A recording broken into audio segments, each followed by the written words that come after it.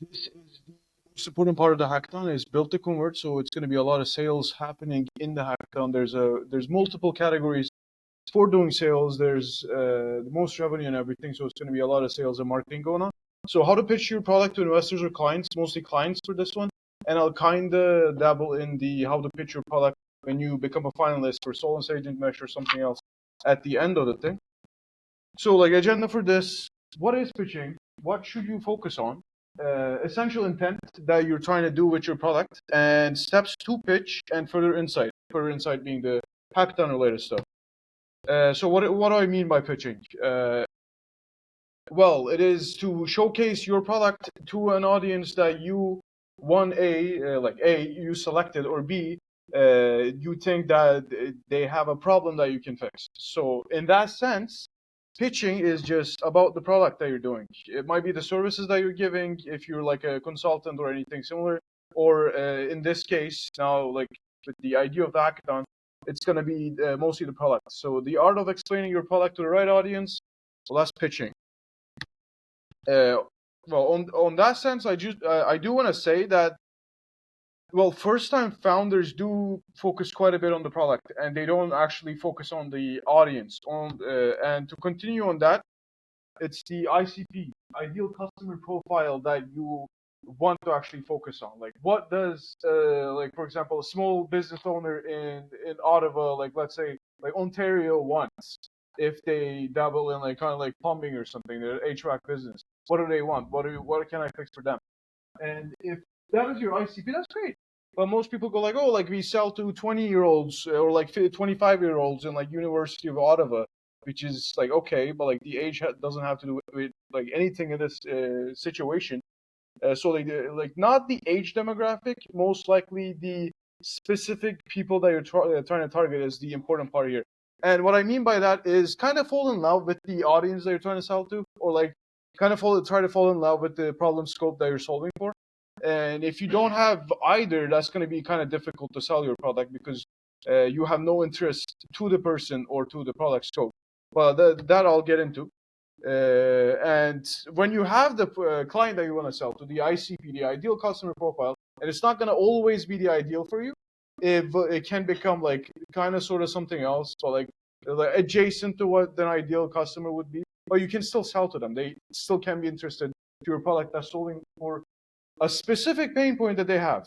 Don't try to solve for anything. Don't try to build something that goes to every single price, because or like don't try to solve like the entire like situation of the world. That's Don't keep it vague. Keep it specific.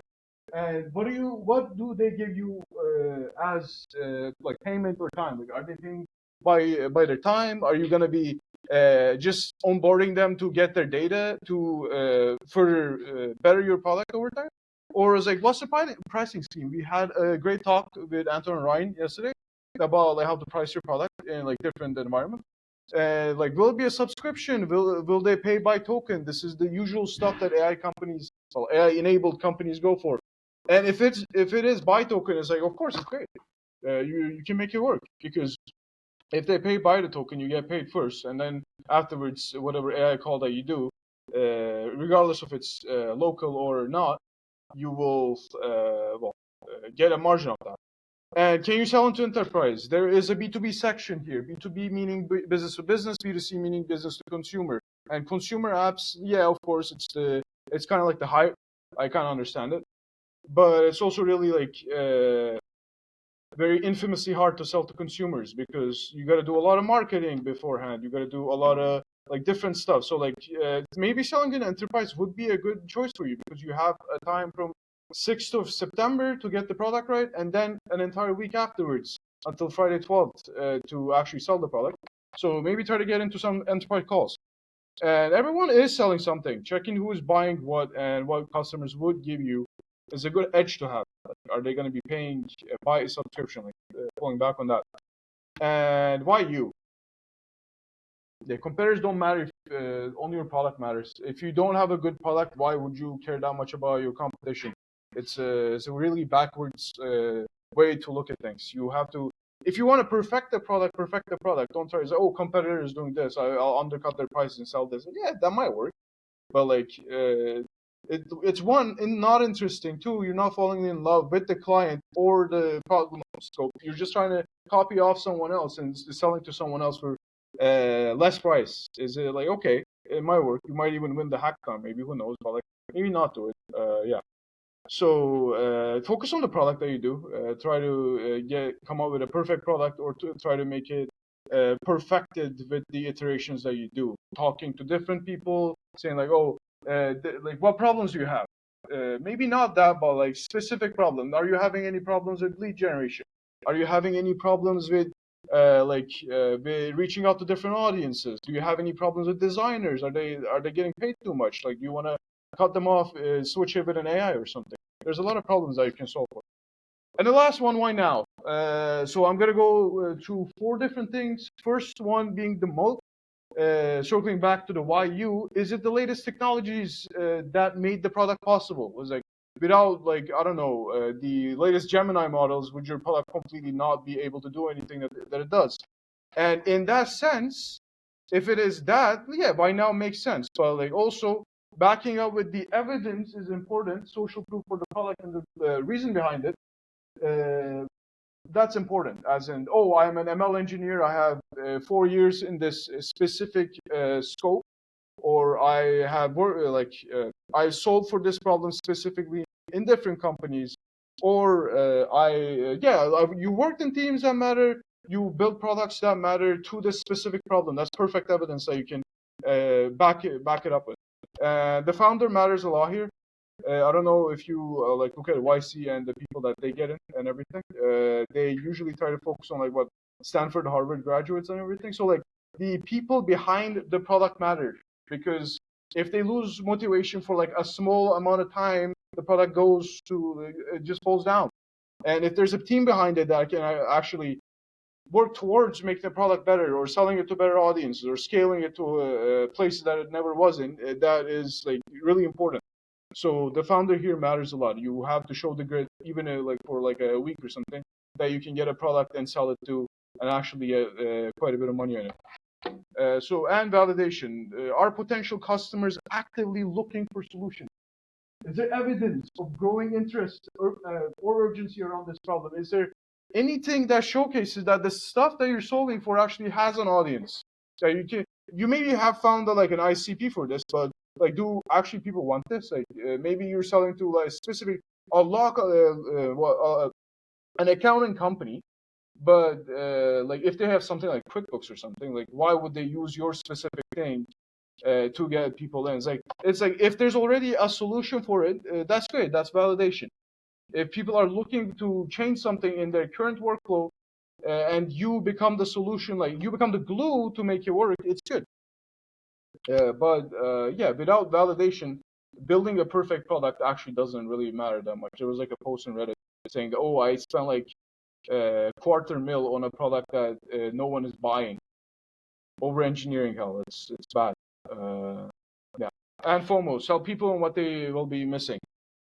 Fear of missing out. This is like the biggest thing in AI community. And if you actually successfully sell people that they'll be missing A or B, oh, like you'll not be in the community, that's bad. That's like you'll be an insider in this. Or if you have this, you like this also like so problems. That's an incredible edge to have in any sales situation. And sell the idea sometimes, not the product, but deliver a solution. So the product will be there, but what you're doing is actually delivering something. You're not being a grifter, if you want me to put this up. And I want to get into a little bit of the essential intent here. Made like a 2x2 matrix. This is there's a book of essentialism, and I kind of got inspired by this.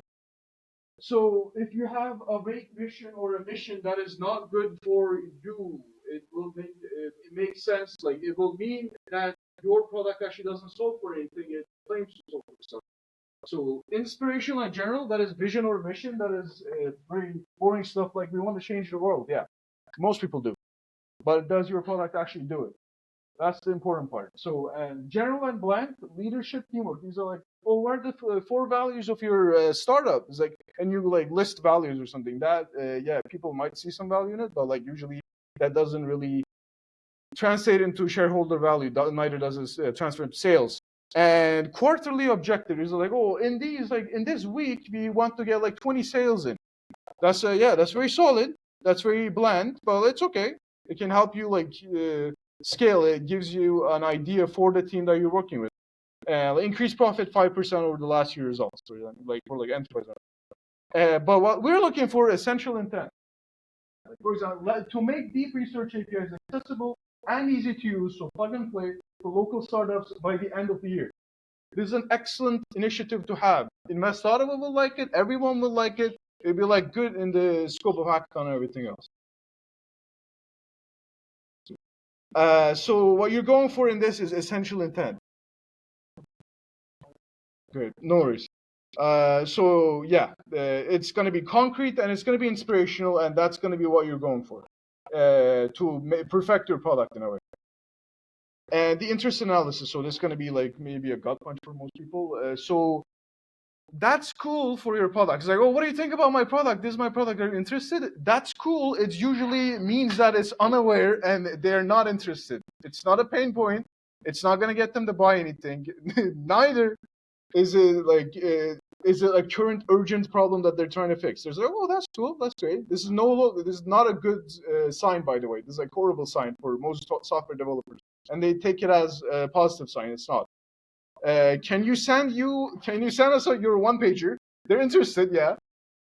But yeah, that's not how you get the sales most of the time. You can send us their one pager if it's your uncle or something. They'll probably buy. It's like, oh, this is interesting. But someone that doesn't know you, that looks at your one pager and buys, that might not always happen. When can we set up a call? They're interested and hits a pain point, so they actually want to actively solve this problem, unless they ghost you in the day of the talk. But it shows interest and they are aware of the situation. And sure, let me tell my manager, this is when you like target lower people in an enterprise or any company to get to the higher ones. This is good. This is really good because it gets the buyer in the loop. It gets the decision maker, and you don't have to say, like, oh, are you the decision maker in the company? It's not like that. Like they let you know that they're not the decision maker, and they keep you in the loop. That is perfect. But the money maker, when can we pay? That's insane.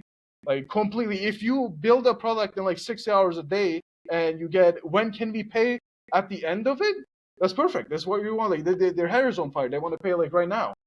It's what you're going for. And steps to pitch. I'm gonna like do a short pitch to it with it. So like, who are you? First of all, hey, I'm Kaan from AGI Ventures. I'm a data scientist. Do you have any data problems? So like immediately, what do you want to know about your potential customer's problem? It's like, oh, like how are you handling synthetic data in your system? Do you have any synthetic data? It's like it will lead to another question, and then it'll lead to another one, and maybe it'll hit a pain point. You will discover that over time. How your product can help solve their problem. Oh, I made a product that makes it so synthetic data is 70% more easily identifiable. Do you want to actually see the product? Bam, done. That's step 3. What validation do you have about the solution and the product? We worked with 4 different companies in the past, and we worked with startups, and we're prototyping on bigger medical scale for the data product, for example. That's another sense of validation. You have to showcase that you've done something with the stuff that you're trying to sell, be it services, be it a product, and it actually works, and people are like happy with it or something. That's like the review page. That's really important, actually. And how do you keep them in the loop? Should we set up a call tomorrow? Like, are you busy Monday? Like, because I heard like absolutely mental responses. Are you available next quarter? Like, oh no, next year's first quarter or something. Yeah, like you're not looking for that. You actually want to close the deal. And if you like if most of you will building a consumer app, or like a B2B app, you want it to be like fast. They probably can't close it in a weekend, but they can close it Monday. So 9 a.m. Monday, 10 a.m. Monday, try to set it as soon as possible. Or should we do an email chain or something? So it will keep them in the loop. It will make them buy. And yeah, thank you. Like actually, before that, I want to go back into the hackathon. And well, you had like a week or two to like market the product. For now, if you like built a team, then came up with an idea, you had like a week to generate hype, get people into the mailing list. But now, like tomorrow, you'll be building the app. and next week until like the 12th, you will have time to actually sell the app, and then like they'll be ongoing, and that's how we'll kind of decide on the most revenue. So like that being the idea. That's you still have a lot of time, but there's a lot of time for you to focus on sales. Not specifically the weekend, but the weekend you can do the outreach already. Yeah.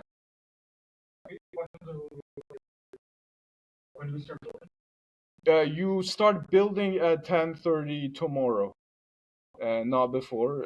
We'll probably check most projects if they got started before, but you can like kind of go over how to prompt and everything. But yeah, as soon as possible. Yeah, 10:30. Just start selling. Like you don't need to have an idea. Like, well, he has an idea. Yeah. Along with that, yeah, 10:30 again. Yeah. Oh yeah. It was like marketing before and then selling the after. It's like yeah.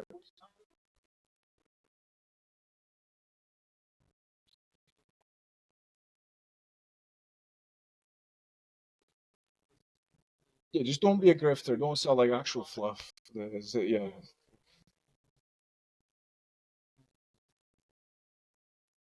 Okay. Yeah. That's a baller move. Pre-sales open. Yeah, yeah. This is like if you're a baller, go ahead.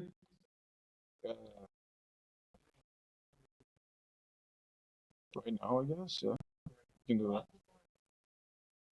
Yeah, yeah, because like, it goes hand in hand. It's like if it's a consumer product and they start marketing, that's as good as a sales. So like, yeah.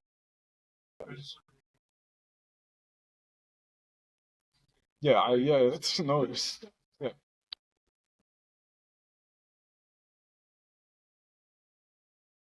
Yeah,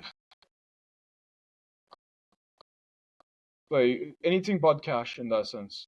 Like we either even have like a rule for crypto and everything, so just like no meme coins, I guess.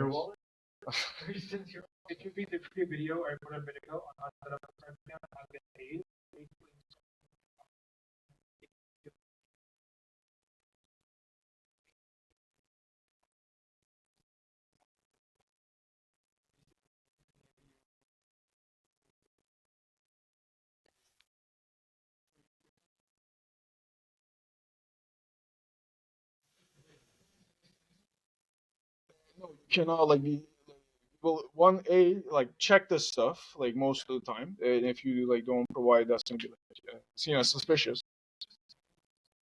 Start dashboard. And anything else than that, like we what? You're just sending you like getting your friend's money for like a product that was not made and they'll never use it. That's not a good idea, and we'll probably ask for testimonials for the first B2B sales, like on that specifically.